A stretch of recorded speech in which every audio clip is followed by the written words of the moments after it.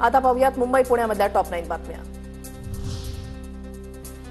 डोंबिवलीमधल्या 65 अनधिकृत इमारत कारवाई प्रकरणी शिवसेना आणि ठाकरे गटामध्ये वाद। अनधिकृत इमारती बांधणारा खुलेआम शहरामध्ये वावरत असल्याचा दीपेश म्हात्रेंचा आरोप, तर सुरक्षा काढून माझी हत्या करायची आहे शिवसेनेच्या सुजित नलावडेंचा आरोप। राज्यात 1.5 महिन्यामध्ये स्वाईन फ्लूचे 52 रुग्ण आढळले, तर सर्वाधिक रुग्ण मुंबई पालिका हद्दीत। मुंबईतील धारावी पुनर्विकास प्रकल्पाअंतर्गत पोटमाळ्यावरील अपात्र रहिवाशांचे पुनर्वसन करण्यात येणार। त्यांना धारावी बाहेर भाडेतत्वावरील योजनेअंतर्गत घरं दिली जाणार। म्हाडाच्या जागेवरील झोपडपट्टी पुनर्वसन प्राधिकरणाच्या रखडलेल्या 17 झोपडपट्टी पुनर्वसन योजना मार्गी लावण्याच्या दृष्टीनं बायोमेट्रिक सर्वेक्षण होणार। लवकरच 17 झोपू योजनांमधील झोपडपट्टी धारकांच्या बायोमेट्रिक सर्वेक्षणाला सुरुवात होणार। जलसंपदा विभागानं पाठवलेल्या पाणीपट्टी थकबाकी भरण्यास पुणे पालिकेचा नकार। पाणीपट्टी 160 कोटी रुपये असून ती रक्कम भरली जाईल, मात्र अधिकची पाणीपट्टी भरण्यास पालिकेचा नकार।